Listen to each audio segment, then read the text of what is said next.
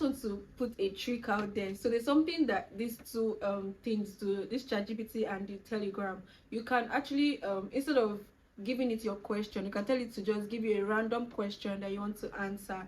And for income, general test, the writing, the first question she ever got on ChatGPT was actually a writing. What they asked me so on my main test. So you should try that.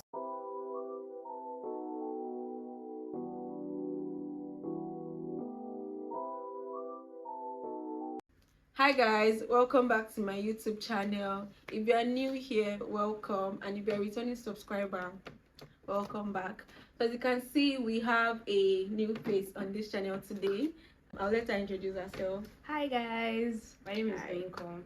Hi Oinkom, welcome. Hi Adiola. You guys, please subscribe to my friend's channel. Ejo, thank you.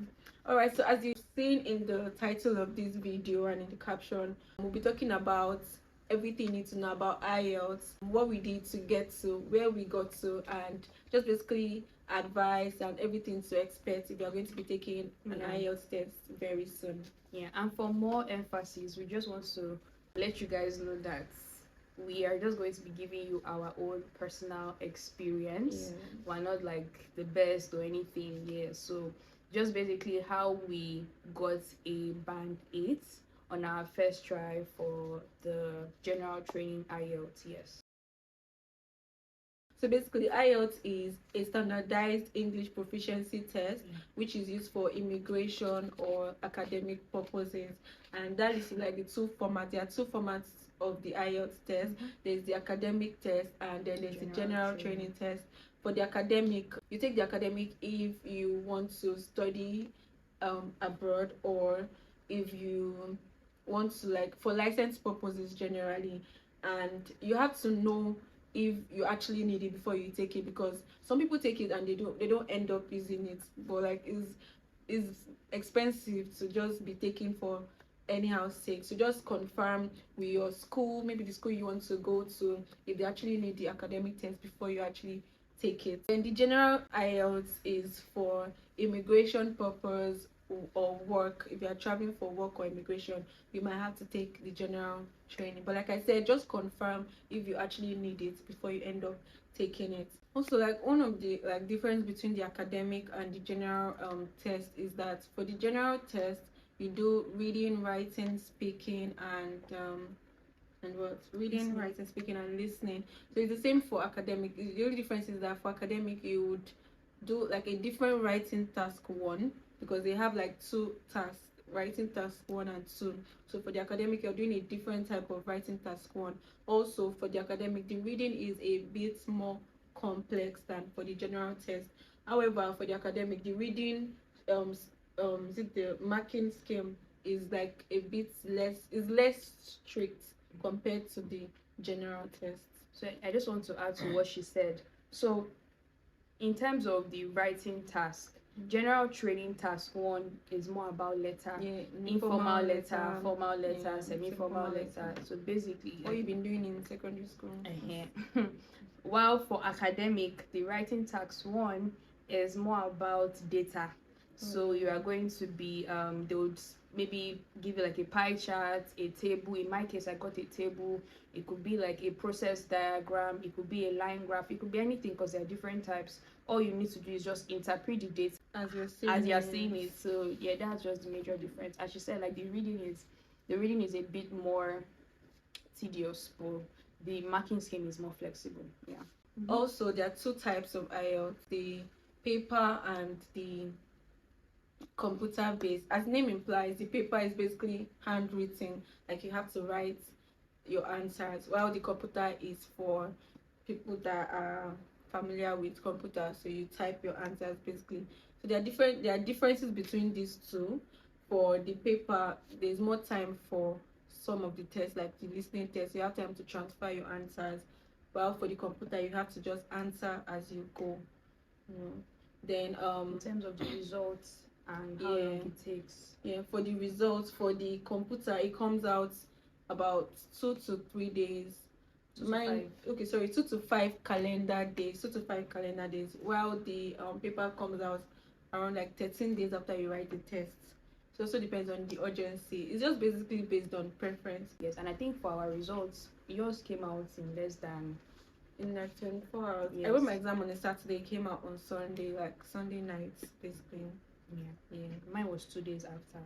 Yeah, and I want to mention that I did the general test while Oyinkon did both the general and the academic test, and then she used the two bodies in Nigeria that do the test, which is IDP and British Council. So what was your experience like using like both IDP and British Council? So I would say that both organizations are very similar. First of all, their cost is the same. As at the time we paid, it was 266,000 naira. I don't know about it now, but we paid in January 2025. Yeah, and they are very similar, but I think the major difference between British Council and IEP is the practice guide that they offer once you pay with them. So for British Council, there's this mock test. You have access to different mock tests, like a lot of materials basically that helps you to familiarize yourself with what to expect on that test day. And I would say it really helped us. Actually, but yeah, I mean for IDP, they have something very similar, but it's on their website. So once you just go to their website, I mean, she'll put the link. But once you go to their website, you see that they have so many materials they have paper-based and they also have computer-based type of test on their website.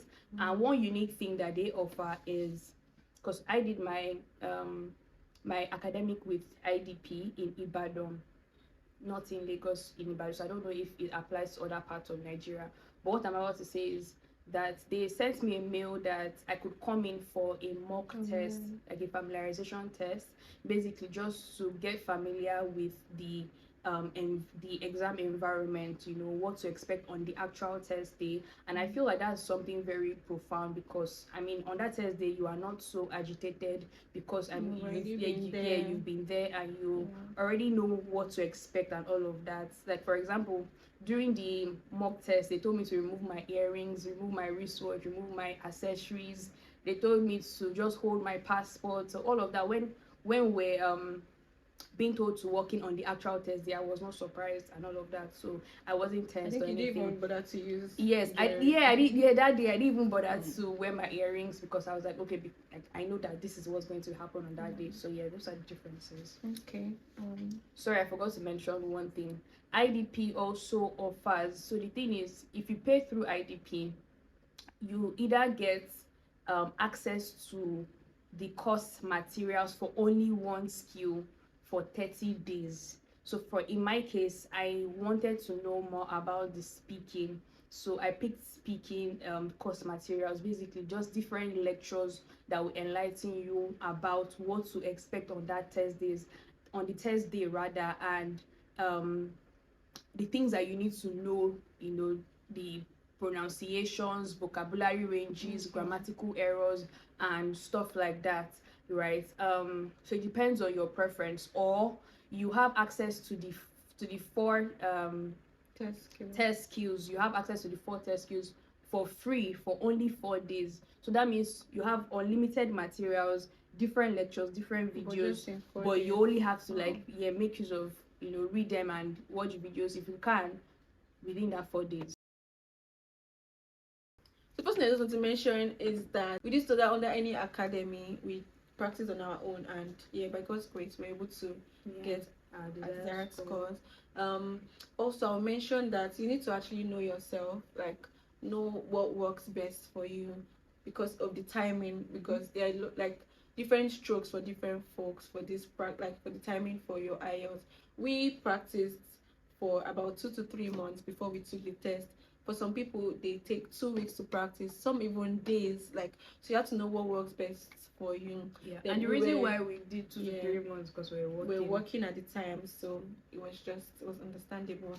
Then also your mindset matters. You have to have the mindset of I can do this, and it's just a test, because literally it's a test.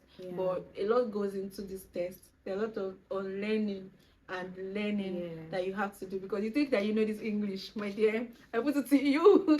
I put it to you. You'll be humbled. Like Exactly. you'll be humbled, really. And sorry, just to add to what you have to, like what you just said at the beginning, we were a bit confused because there were so many materials online, especially like YouTube and even TikTok. For me, TikTok too, and so many teachers had so many things I need to say.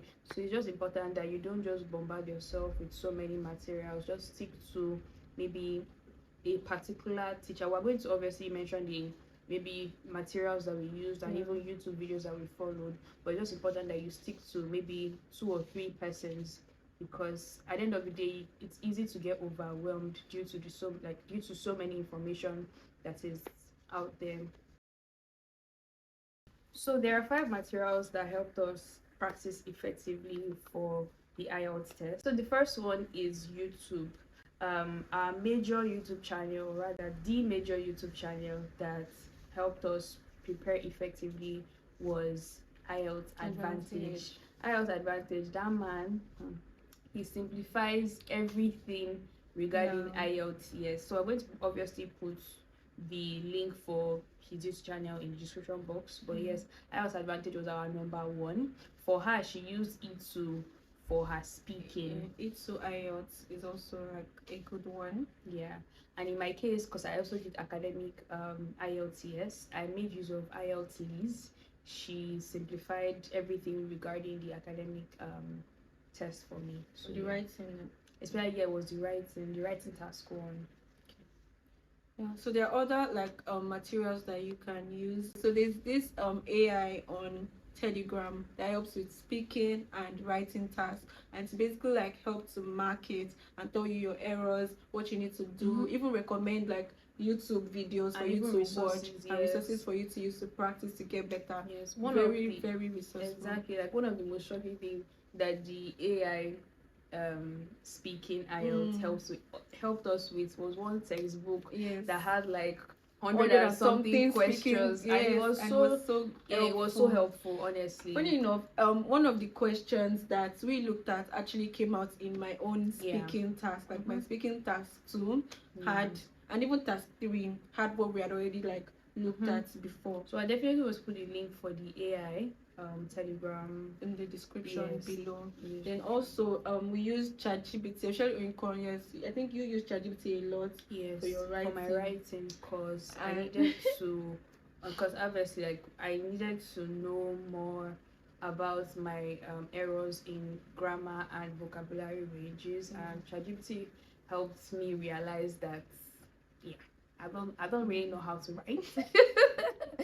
But with the help of ChatGPT, obviously, like I improved tremendously. And I mean, I know IELTS Advantage, for instance, he advised against using AI to like mark, right? So I was just basically using ChatGPT to understand and correct myself. So that was it. And I just want to put a trick out there. So there's something that these 2 things do, this ChatGPT and the Telegram. You can actually instead of giving it your question, you can tell it to just give you a random question that you want to answer. And for income, general test, the writing, the first question she ever got on ChatGPT was actually her writing. What they asked me on my main test. So you should try that. So I told ChatGPT to just give me like a random question, and it was exactly it was a miracle. It was a miracle. I forgot about that. Yeah, and for Telegram too, like you can just do a random speaking test. So just give you a random test, and who knows, that might be your question on your test day. Also, another material that helped us is the Cambridge past questions. I feel like that's like even number 1, right? It's basically contains so many questions regarding the 4 types of IELTS and from previous years. Yes, and we're able to get our materials through a contact in Nigeria. Ade would obviously put the number. I'll put his details. Just 2,000 naira for so many materials from like 2001. Like having the old textbook in like one to be sent to your email, and it's passworded, so only you can use it. So just check the number in the description box as well. I think I just want to emphasize that the Cambridge really helped us for listening and reading. Listening and reading, we use the Cambridge a lot. Speaking, we practice with each other a lot. I think that's another tip. Practice with someone if possible, because it would help you realize your mistakes and the things that basically you need to work on focus on more. I remember at the beginning when we were still practicing, speaking for me was my least favorite thing. Like, it was so hard. It was so hard. I was just really glad that I had someone that I could practice with, and like, my advice, if you can find someone that you can, practice with, it will really go a long way. I just want to mention that Oyinka got a band 8 in her speaking after like getting so worked up. So it's just very important to know your weakness and just focus on that aspect like more than the rest. So Ade, how was Thursday for you? I would say Thursday for me was smooth. Like, it was actually very smooth, and that's because like I'd already gotten all the details and of what to do, what not to do from Oyinkan. Like, she had a totally different experience, but because of her, like, she did the test 2 weeks before my test, so I already knew like what to do, what to expect, and all of that. I just want to mention a few things that you should know depending on where you're writing your test. So for us, we wrote our test in Ibadan and under British Council for the general. Like we said before, when you did academics under IDP. So for British Council, they will tell you to just bring your passport and then clear water bottle in case you need water. If you're someone that drinks water a lot. So we both took like water during our test days, and we were able to drink during the test. So you don't need to take any materials. They'll send you a mail actually of what to bring. So you don't take like writing materials and all, because they will provide that for you. They also provide like the paper that you will use and all of that. So they do like your they take your passport and they take your photograph also, and you also have to sign. So just basically know the signature that, I don't know if you're like me that you have multiple signatures, please take note of the signature that is on your passport, because mine, when they asked me to sign, was different from what's on my passport, but they could rectify it, thank God. So that's just an advice. They know the signature that is on your passport, and that's what you should sign when they tell you to sign in. And then there'll be biometrics, very important. It happens before your test and after your reading, listening and writing, and also after your speaking. It just depends on if it's on the same day. So do you want to like share your own experience on how you guys, I was like the scapegoat, because honestly, if someone had told me these things prior to my test day, I would not have made the mistakes that I made. So that's why we're telling all of you this. So out there. Exactly. So first of all, a day before my test, guys, I was so tensed, and like obviously I knew at the back of my mind that it was going to go well, given that I had already we had worked hard and everything. Like, we knew that it was going to be like easy peasy, but for some weird reason I was just very tensed, and because of that I couldn't even sleep properly. Guys, I tried, but I could not just sleep. I just had that mindset that I have something going on for me the next day. So that was one thing that affected me. I didn't get enough sleep. So please, I beg you, just sleep one day. Make sure make sure you rest adequately before your test day, because you need your brain to work effectively and think clearly. Because for me, the light from the computer screen was affecting me so bad, and I started having like headaches. But thank God, we still did well. I still did well. She was very easy for her, but I still did well, so thank God. Secondly, please eat. If you're like me, that easily gets hungry in the morning. Now, I regretted not eating before the test, and even because for us, we had our reading, speaking, listening, everything like before in a day. So I think how it usually happens is your reading, your listening, and your writing would go on would happen at once for 2 hours 45 minutes, right? Then there'll be like a break, maybe a little break for before you're speaking. So after I was done with the first 3, I was already mentally drained. Like, I felt very weak, and I didn't have anything on me. I just had like my water and maybe like a biscuit. But my advice is carry snacks, carry Coke, just something to help you with energy.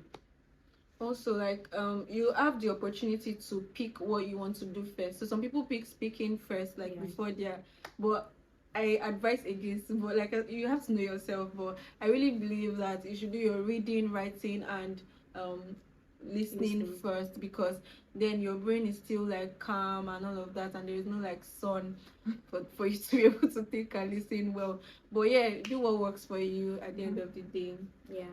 Then if there's any computer issue, make sure you escalate it like to however length you can, because I know somebody that had like a brief technical issue when he was taking his after his listening test, and he could not get his results when he came out. He had to retake the test all over again. So just most importantly, pray against any form of like should I say disruption or anything on that day, and also generally towards your test when you're practicing at home.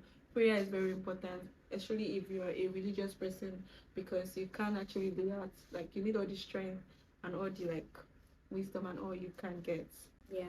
And lastly, we're going to talk about taking note of your test date and time. Oh my god, you people, you would not believe that my academic IELTS, I missed my test date because I mixed it up. I thought it was for one particular date, not mean that it was for another particular date. So it was a very chaotic experience for me, and I do not recommend. So please, if you know you are booking for 10th of April, make sure you register it, or you put a reminder that it's 10th of April. In my case, I mixed it up. I thought it was the next day and all of that. I had to pay another fee, which was not funny. So please take note of your date and your time. You have to get there on time. I mean, you already sent a mail explaining your timing, but it's just important that you do not because imagine paying 266 and you you miss your time, or you miss so it's not something that you should take lightly. Okay guys, if you watched to this point, you are the real OG. Thank you so much. Please don't forget to subscribe to my channel, and if you're going to be taking the IELTS test very soon, I wish you the very best in your test. And I just want to say that if we could do it, you can also do it. So just believe in yourself and believe in God that you'll be able to achieve it, and I believe that yes, you would achieve your desired score.